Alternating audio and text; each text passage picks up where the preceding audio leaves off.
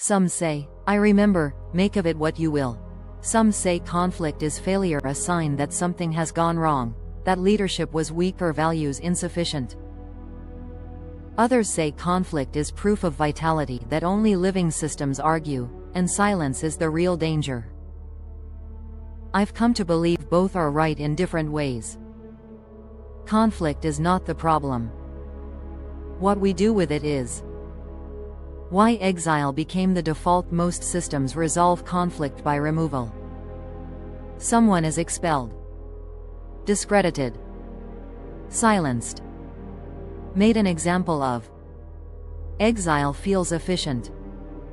It restores surface calm. But exile teaches fear. People learn to hide doubts, mask mistakes, and perform agreement until the system rots quietly from within. A civilization that exiles dissent trades stability for fragility. Disagreement as early warning. In healthy systems, disagreement is not disruption. It is information.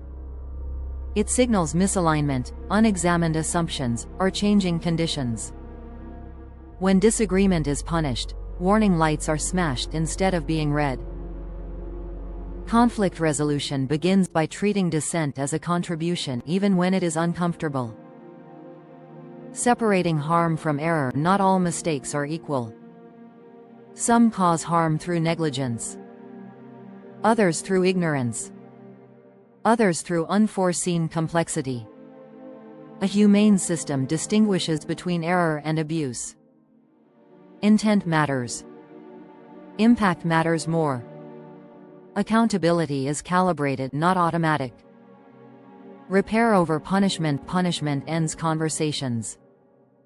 Repair extends them. Repair asks, what was harmed?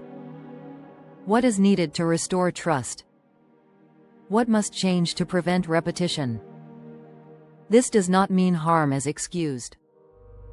It means harm is addressed without destroying the person who caused it. Systems that default to punishment run out of people. The space for apology. Many cultures underestimate how powerful apology can be when it is real. Not the performative kind. Not the legal kind. The kind that acknowledges impact without defensiveness, that names what was broken and commits to repair. A system that allows apology creates courage. A system that weaponizes error creates silence. Mediation is a role, not a reaction. Conflict cannot be resolved in the heat that created it. A humane system assigns mediators, people trained to hold tension without taking sides. Mediation is not compromised. It is clarification. It slows the moment long enough for listening to re-enter the room. No permanent banishment. There are moments when separation is necessary to prevent further harm, to restore safety. But separation is not erasure. A system that leaves room for return teaches responsibility without despair. Permanent exile should be the rarest outcome, reserved for those who refuse repair, not those who stumble while trying. Learning is the point. Every conflict carries instruction. What assumption failed? What safeguard was missing? What pressure distorted behavior? If a system resolves conflict without learning, it guarantees recurrence. Repair without learning is theater. The wizard's memory. I've watched groups fracture not because of disagreement, but because someone was made unredeemable. Once that line is crossed, everyone begins guarding their image instead of their integrity. Trust does not survive where redemption is impossible.